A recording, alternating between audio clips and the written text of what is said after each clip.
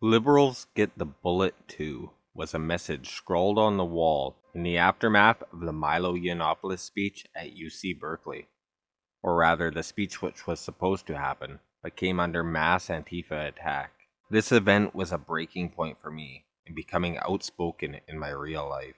I would no longer be shamed into not speaking, because right now, silence is the more dangerous option. Because liberals get the bullet too. And in the aftermath of the Milo Berkeley event, I was talking to a friend of mine who's a self-described SJW, Marxist communist, and actually very well educated on the topic and quite willing to debate. And he suggested that this graffiti on the wall, liberals get the bullet too, was planted by the right wing to make the left wing look bad, as if they needed that in the aftermath of Berkeley. But maybe he's right, maybe that's true. It still means the same thing. Liberals get the bullet too. I'd hazard a guess that most of those attacked at Berkeley weren't Nazis, but so too, the majority of those who died in World War II were neither Nazis nor communists. They were, ostensibly, liberals, they were centrists, they were moderates, they were people fighting for their nation, for their homes, for their families, caught up in a zeitgeist in a world of limited information and even less actual choice. And to me, it's important to commemorate these words, to keep them alive and remind people of them. You cannot afford to be politically inactive and ignorant, because liberals get the bullet too. Good evening from New York. I'm Chris Hayes, and here is what we know. The president was compromised by a hostile foreign government, full stop. There is no other conclusion that can be drawn from Michael Cohen's admission that he lied to Congress to cover up the fact that Donald Trump was actively pursuing a business deal with the Kremlin while he was running for president and saying things like this. Do you like Vladimir Putin's comments about you? Sure. When people call you brilliant, it's always good, especially when the person heads up Russia. When Trump made those comments, he was secretly trying to convince the Kremlin to let him build a Trump Tower in Moscow. The Trump organization even planned to give Putin the penthouse worth an estimated $50 million, possibly illegally, by the way. And yet Trump pretended he was not pursuing the deal. He pretended his opinions were not influenced by his financial interests. He lied over and over, insisting he had no business relationships in Russia, and that lying, it gave the Russians another piece of compromise. Because they knew Trump was lying, which meant that at any time they could expose him. Today, after describing his secret effort to build Trump Tower in Moscow, which he lied to cover up as, and I quote here, very legal and very cool, Trump participated in the G20 gathering of world leaders in Argentina, where Vladimir Putin was all smiles in greeting Mohammed bin Salman. Trump has cast doubt on bin Salman's role in that murder. Now, we don't know why. We don't know what, if anything, the Saudi crown prince might have on President Trump. Joining me now, Democratic Senator Richard Blumenthal, Connecticut, a member of the Judiciary Committee. Is the president compromised, to your view? He is extremely compromised. The man's mad. Humor him. Because they knew that Flynn was telling a public lie about private communications he had with the Russians, and that was the possibility, that provided a possibility for blackmail and compromise. And what you're saying is that's precisely the same situation with the President of the United States, the Commander-in-Chief. In this case, Trump lied to the American people that there were no business dealings during early 2016, when in fact Michael Cohen was out there doing the deal, or at least trying to do them, and they didn't succeed, but not for lack of trying. And not only Donald Trump, but his family also potentially are at risk here of legal prosecution. With Donald Trump, it's all about the money. Think of it for a moment. The nominee of one of the two major parties for the most powerful position in the United States, the leader of the free world, is trying to do a deal with the Kremlin, with America's enemy, a business deal to enrich himself. This kind of self-dealing is exactly what the founders sought to prevent through a clause in the Constitution known as the Emoluments Clause.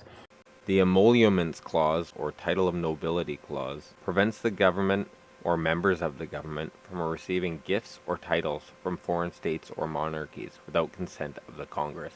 I see a few problems here. Trump was not a member of the government when he or if he accepted gifts. And there's no proof that he accepted a gift, and in fact, business dealings that you claim were unsuccessful. Once again, all you've got is accusations without evidence. Never invoked before because we've never had a president like this one. And that's the reason that we have a lawsuit called Blumenthal v. Trump. That's the reason that the Congress must have hearings and take action. Let me just also play this, just to again, to hammer home this idea that here's this individual who is going through the process of the nomination, about to become the Republican nominee during those 6 months. Did you catch that? I didn't, not until I got to the editing phase here. That's one of the main reasons why I make videos. There are some things you can only learn when you've watched something 10, 20, 30 times and you're trying to distill it down to its most basic elements. And that distillate is the truth. Let me just also play this, just to again, to hammer home this idea that here's this individual who is going through the process of the nomination, about to become the Republican nominee during those 6 months. About to become the Republican nominee during those 6 months. About to become those 6 months. January to June of 2016, while his people are pursuing a deal. Here he is giving a big foreign policy speech, April 27, 2016, again, in the heart of this period. Take a listen. Common sense says this cycle, this horrible cycle of hostility, must end and ideally will end soon. Again, on its own terms, a perfectly reasonable thing to say about American-Russian diplomatic relations. But what do you say looking at that, knowing what you know now? I say the story here is really the sellout of the American people, our national security, for private ends. And the key point that you have just raised is what is going on right now that we don't know. Click subscribe just below me. This is all it takes. After Milo Berkeley, and more specifically, the Richard Spencer punch, which happened around the same time, the debate became whether it's okay to punch a Nazi. Now, the second-ranked comment is that Trump should miss his flight home and die next to Hitler. And Nazis got shot too. And since Trump supporters are just ignorant like Nazis, well, Trump supporters are Russian sleeper agents. Actually, no, they're just really stupid people who are improperly informed and very fearful. But they're still their countrymen, and they must be saved from themselves. Oh no. John Denver, you can't save them. They're too far gone, and they hate us because you see Trump's treacherous ways, and they refuse to see it. The reality is that there is an automated artificial intelligence posting on social media sites from Facebook to Instagram to YouTube, and Twitter also is similarly effective. The people at rallies are paid activists, paid to incite a crowd. Sorry about that, but my superior Russian AI crashed and I had to reboot. F them, they're racists that hate democracy. Not countrymen, but open rebels. Just get rid of them. They're no good. Deplorable, maybe. No, they're inbreeding zombies that need a 5.56 to the dome. Trump is a traitor. Full stop. The biggest crime is our complicit Congress and Senate. Trump is literally a traitor. Trump conspired with the Russians to run a propaganda campaign against the American people. Trump sells the US out every day. Sellout con man Don. Donald Trump is the true enemy of the people, has done more damage to the USA than ISIS. He should seek political asylum in Russia with his Russian wife, and allowed them to compromise him while running for office, then lied about it for 2 years. How is this not treason? While running for office. About to become the Republican nominee during those 6 months. Nice to see a flood of stories coming to light that confirm what 60% of us have known for months. As for the Trump-humping cult 45, well, sadly, they will continue to be traitors to the United States so as to remain obedient to their imaginary savior. Sad. Traitor Trump, move over Benedict Arnold. Trump's going to take over as synonymous with treason. Any Republicans who voted Trump are traitors to the United States of America. MAGA equals many are getting arrested. Nationalist deplorables are to blame for exposing this nation to Russians. Because that sentence makes any fucking sense. It's not too late to get every last witch. Let's get the Emperor witch. Literally a witch hunt. And that's not even ironic. I think. At least the people upvoting it don't think it is. It's time to investigate anyone who is an adamant Trump supporter. Their names need to be recorded and put on the FBI's watch list. And when they get Trump, they should get his whole line of succession as well. The only one left should be Barron. Trump is a traitor, full stop. We all know what happens to traitors in the judicial system.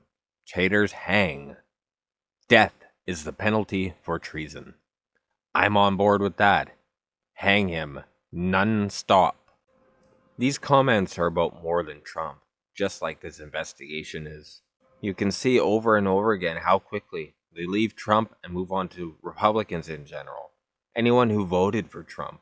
Other world leaders who don't avidly oppose him. This is the culmination of their efforts. The collusion, the meddling, the talk of impeachment, the Russian agents and bots. None of that stuff is going to work. And they know they aren't going to get an impeachment. All they have left is an escalation of the violence they've been fostering. And what they need is justification for it. Using this kind of language. Here is what we know. The president was compromised by a hostile foreign government, full stop. You're not doing unbiased reporting. You're not giving a measured response. You're inciting.